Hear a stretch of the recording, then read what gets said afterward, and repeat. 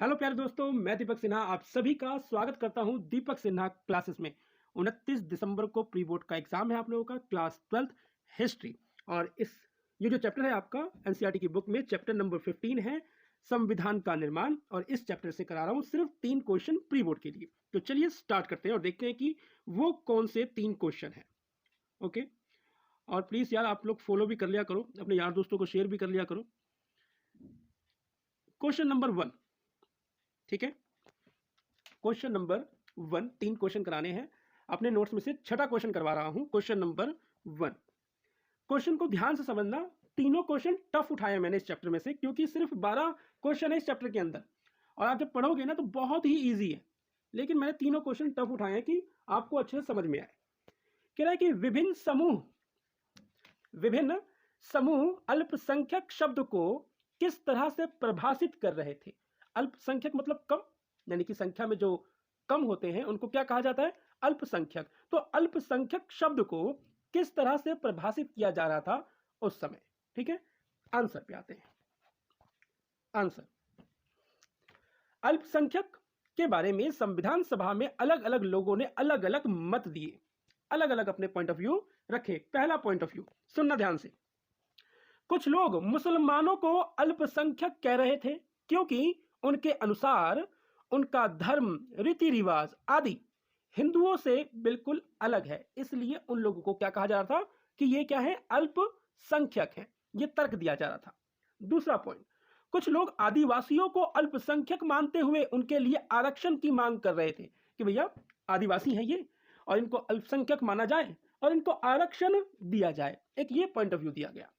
तीसरा, कुछ लोगों का मानना था कि अनुसूचित जातियां जिनका सदियों से शोषण होता आया है वह क्या है, अल्पसंख्यक हैं। ऐसी जातियां जिनका पहले से शोषण होता हुआ आया है वो क्या है, अल्पसंख्यक हैं। चौथा पॉइंट, सिख लोगों के कुछ सदस्य सिखों को अल्पसंख्यक बताते हुए उनके लिए आरक्षण की मांग कर रहे थे। यानी कि इस प्रकार से बताया जा रहा था कि कौन सा वर्ग अल्पसंख्यक है और उसके लिए तर्क दिए जा रहे थे कि ये अल्पसंख्यक हम इनको क्यों कह रहे हैं। अब आ जाइए पॉइंट, कह रहा है कि अल्पसंख्यक और पृथक निर्वाचिका की समस्या। पहला पॉइंट, बी पोकर साहिब बहादुर ने कहा कि अल्पसंख्यक सभी जगह होते हैं, इसलिए हमें जरूर एक ऐसे राजनीतिक ढांचे की है जरूरत, एक ऐसे, ये जरूर की जगह जरूरत एक ऐसे राजनीतिक ढांचे की है जिसमें अल्पसंख्यक वर्ग भी अपना विकास कर पाए और पृथक निर्वाचन की जगह संयुक्त निर्वाचन अपनाया जाए। जाति के आधार पर ना हो, संयुक्त निर्वाचन अपनाया जाए। दूसरा, सरदार वल्लभ भाई पटेल ने पृथक निर्वाचन का विरोध किया। पृथक निर्वाचन हुए ना जाति के आधार पर, पृथक निर्वाचन का विरोध किया। उन्होंने कहा कि पृथक निर्वाचन हमारी राजनीति में विष की तरह समा चुका है और जिससे एक समुदाय दूसरे समुदाय से लड़ रहा है धर्म के नाम पर, और इसी पृथक निर्वाचन से देश का विभाजन हुआ, लड़ाई झगड़े से विभाजन हुआ, खून खराबे से, और ऐसी त्रासदी हुई कि आज तक पढ़ा जा रहा है उसके बारे में आगे। इसलिए इसे जल्दी छोड़ दिया जाए, यानी कि जो पृथक निर्वाचन जो कॉन्सेप्ट है, इस कॉन्सेप्ट को जल्दी छोड़ देना चाहिए।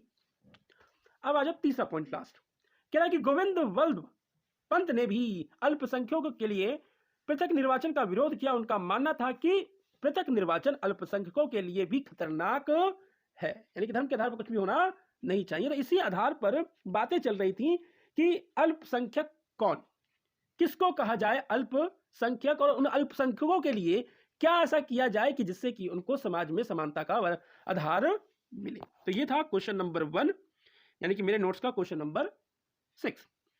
अब आते हैं क्वेश्चन नंबर 2 पे, और क्वेश्चन नंबर 2 है यही क्वेश्चन नंबर 7 मेरा क्वेश्चन नंबर 2। ध्यान समझना, प्रांतों यानी कि राज्य के लिए ज्यादा शक्तियों के पक्ष में क्या तर्क दिए गए। प्रांतों यानी कि राज्य के लिए ज्यादा शक्तियों के पक्ष में क्या तर्क दिए गए। आप लोगों ने 11th क्लास में भी पढ़ा होगा कि भैया जो केंद्र है, केंद्र के पास ज्यादा शक्तियां हैं और राज्य के पास कम शक्तियां हैं, और दोनों में झगड़ा रहता है इस बात का कि भैया केंद्र के पास ज्यादा शक्तियां क्यों। तो इस बात पर पहले भी चर्चा हुई है, तो अब हम थोड़ा अच्छे समझेंगे कि चर्चा क्या क्या हुई थी। और राज्य के लिए अधिक ताकतों की मांग क्यों की जा रही थी? आंसर, ध्यान देना बात को, यहां पे भी तर्क दिया गया है, पॉइंट दिए गए हैं और पॉइंट को काटा गया है कि भैया केंद्र के पास ताकत क्यों ज्यादा होनी चाहिए, और जो राज्य के लिए समर्थन कर रहा था तो वो क्यों कह रहा था कि राज्य के पास ज्यादा पावर शक्तियां होनी चाहिए। आंसर है, भारत में केंद्र और राज्य सरकार के ढांचे को अपनाया गया है। बिल्कुल सही बात है। संविधान सभा में जब दोनों में शक्तियों का विभाजन हो रहा था तो कुछ लोगों ने तर्क दिया कि प्रांतों के पास ज्यादा ताकत होनी चाहिए, यानी कि राज्यों के पास ज्यादा ताकतें होनी चाहिए, कुछ लोगों ने तर्क दिया। और प्रांतों को ज्यादा ताकतवर बनाने के लिए निम्नलिखित तर्क दिए गए हैं, निम्नलिखित तर्क दिए गए हैं। यानी कि संविधान सभा के अंदर जब इस चीज की चर्चा हो रही थी तो केंद्र को आधार माना जाता था कि भाई केंद्र के पास ज्यादा पावर्स होंगी, लेकिन उसी बीच में राज्य के लिए ज्यादा ताकतों की मांग करने के लिए भी लोगों ने अपने पॉइंट ऑफ व्यू दिए। पहला पॉइंट कह रहा है कि संत नम का पहला तर्क है, मद्रास के संत नम का तर्क था कि यदि केंद्र को अधिक शक्तियां दी जाएगी तो वह सही ढंग से काम नहीं कर पाएगा। देखो तर्क दिया जा रहा है क्योंकि भैया राज्य को पावर दिलानी है तो केंद्र के बारे में बोला जा रहा है कि अगर केंद्र को ज्यादा शक्तियां दी जाएंगी तो वो सही से काम नहीं कर पाएगा और बिखर जाएगा, ये पहला तर्क दिया गया। लेकिन संतम का तर्क ये ठीक नहीं है, क्योंकि केंद्र के पास अधिक ताकत होगी तभी वह ठीक से काम कर सकेगा। अब केंद्र के पक्ष में ये बात कही गई कि भैया आप जो तर्क दे रहे हैं बिल्कुल सही नहीं है, केंद्र के पास अगर ज्यादा पावर्स होगी तभी वो सही से काम कर पाएगा, अगर केंद्र के पास कम ताकतें होंगी तो वो सही से काम नहीं कर पाएगा। तो ये था पहला तर्क, पहला पॉइंट। अब आते हैं दूसरे पॉइंट पे।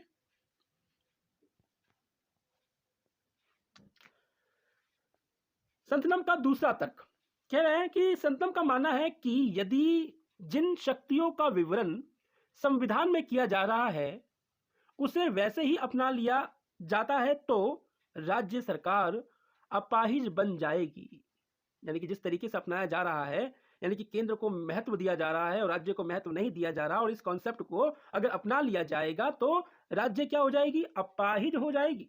ठीक है, राज्य अपाहिज हो जाएगी क्योंकि उसे धन के लिए केंद्र पर निर्भर रहना होगा और ऐसे में राज्य विकास की योजनाएं नहीं चल सकेगा, राज्य के अंदर विकास कार्य नहीं चल सकेगा क्योंकि भाई धन के लिए वो किसके ऊपर आश्रित रहेगा? केंद्र पर आश्रित रहेगा। ये तर्क दे रहे हैं संतनम। ठीक है, आगे कह रहा है कि संतनम ने कहा कि मैं ऐसा संविधान नहीं चाहता जिसमें प्रांतों को केंद्र को कहना पड़े कि मैं अपने लोगों की शिक्षा की व्यवस्था नहीं कर सकता, मैं साफ सफाई नहीं देख सकता, इससे अच्छा तो संघात्मक शासन को समाप्त कर दिया जाए। यानी कि अपने दूसरे तर्क में ये कह रहे हैं कि भैया मैं ऐसा राष्ट्र नहीं चाहता जिसके अंदर राज्य केंद्र से ये कहे कि भैया मैं अपने राज्य को सही से चला नहीं सकता, इससे अच्छा होगा कि संघात्मक ढांचे को क्या कर दिया जाए? खत्म कर दिया जाए। ये दूसरा तर्क दिया संतनम ने। अब आ जाइए, बड़े तर्क दिए हैं इन्होंने तीसरे तर्क पे। कह रहा है कि संतनम ने कहा कि अगर बिना जांच पड़ताल किए केंद्र को अधिक शक्ति दे दी जाती है तो सिर्फ ही प्रांत केंद्र के खिलाफ विद्रोह कर दे, प्रांत केंद्र के खिलाफ विद्रोह कर दे। यानी कि यहाँ पे ये बढ़ावा दे रहे हैं, बता रहे हैं कि भैया अगर आप लोग केंद्र को ताकत दे रहे हो ना, चलो ठीक है दो, लेकिन उचित फैसले होने चाहिए और अगर ऐसा लगे राज्य को कि उनके साथ अनुचित हो रहा है तो वो भैया केंद्र के खिलाफ विद्रोह कर दे। अब आ जाओ जी चौथा पॉइंट, राधा स्वामी जी के बारे में भी सुन लेते हैं। राधा स्वामी मुदालियर ने कहा था कि यदि केंद्र अधिक ताकतवर होता है तो इससे यह जरूरी नहीं होगा कि हम अधिक देशभक्त बन सकें। इन्होंने तो व्यंग मार दिया, ये तो कह रहे हैं कि भैया ऐसा नहीं है कि तुम केंद्र को ज्यादा ताकत दे दोगे तो भैया हम देशभक्त बन जाएंगे, ऐसा बिल्कुल नहीं है। बस मैं भी व्यंग ही मार रहा हूं, आशा करता हूं कि बात को समझ में आया होगा कि इस तरीके से राज्य को ज्यादा पावर्स देने की बात कही गई है और वर्तमान में आप लोगों को मालूम ही है कि केंद्र के पास ज्यादा पावर्स है और राज्य के पास कम, और दोनों में थोड़ा विवाद चलता रहता है। उनके विवाद को सुलझाने के लिए न्यायपालिका को बीच में खड़ा किया गया है। अब आ जाइए इस चैप्टर का तीसरा क्वेश्चन, और तीसरा क्वेश्चन है आपका यही महात्मा गांधी का छोटा सा क्वेश्चन ले लिया मैंने 2 क्वेश्चन टफ लिए, तो मैंने कहा कि एक छोटा क्वेश्चन देता हूँ। देखो 3 क्वेश्चन करवाने का मतलब यह है कि याद तो करो ये 45 क्वेश्चन, उसके बाद जनवरी और फरवरी 2 महीने बचे हुए हैं, फिर इन क्वेश्चनों के अलावा क्वेश्चनों पे बात होगी। ये 45 तो रट जाए अच्छे तरीके से। अब आ जाइए जी क्वेश्चन नंबर 3, महात्मा गांधी को ऐसा क्यों लगता था कि हिंदुस्तानी को राष्ट्रभाषा बनानी चाहिए, राष्ट्रभाषा बनाना चाहिए, ऐसा क्यों लगता था महात्मा गांधी जी को? पहला पॉइंट आंसर। अब देखो तर्क दिया है गांधी जी ने, और गांधी जी तर्क देंगे खतरनाक देंगे, ध्यान दीजिएगा। कह रहा है कि महात्मा गांधी मानते थे कि हिंदुस्तानी भाषा में हिंदी के साथ साथ उर्दू भी शामिल है। बिल्कुल सही बात है, हिंदी भाषा में बहुत से ऐसे शब्द हैं जिसमें उर्दू भी शामिल है, और ये 2 भाषाएं मिलकर हिंदुस्तानी भाषा बनती है, हिंदुस्तानी भाषा बनती है, ये दोनों भाषाएं मिलकर, और वह हिंदू और मुसलमान दोनों द्वारा प्रयोग में लाई जाती है। बिल्कुल सही बात है, मुस्लिम भी बोलता है, हिंदू भी बोलता है उस भाषा को, और दोनों की संख्या अन्य सभी भाषाओं से बोलने वालों से ज्यादा है। बिल्कुल सही बात है, अगर हिंदुस्तान में हिंदू के बाद बात की जाए जनसंख्या में तो मुसलमान है, और इसके साथ साथ ये भाषा दक्षिण भारत में भी प्रयोग में आती है। इसलिए महात्मा गांधी जी कह रहे थे कि हिंदुस्तानी को राष्ट्रभाषा बनाना चाहिए। दूसरा पॉइंट गांधी जी का, कह रहे हैं कि गांधी जी सांप्रदायिकता के खिलाफ थे। बिल्कुल सही बात, वे हिंदू और मुसलमानों में भाईचारे को बढ़ाना चाहते थे, इसलिए उन्होंने हिंदुस्तानी भाषा को राष्ट्रभाषा बनाने के लिए समर्थन किया, क्योंकि गांधी जी बिल्कुल नहीं चाहते थे कि हिंदू मुस्लिम अलग हों, लेकिन अलग हो गए। मोहम्मद अली जिन्ना इसके कारण है, अगर देखा जाए तो। चैप्टर नंबर 1 में आपने लोगों ने पढ़ा होगा पोल साइंस के। पॉइंट नंबर 3 और लास्ट पॉइंट, गांधी जी ये मानते थे कि हिंदी में संस्कृत और उर्दू में संस्कृत के साथ साथ अरबी और फारसी के शब्दों का प्रयोग होता है।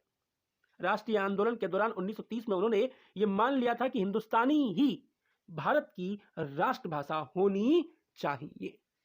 ये तर्क दिए थे महात्मा गांधी जी ने हिंदुस्तानी भाषा को भारत की भाषा बनाने के लिए। तो आशा करता हूं आप लोगों को समझ में आया होगा। ये थी लास्ट वीडियो। अब मेरी वीडियो जो हो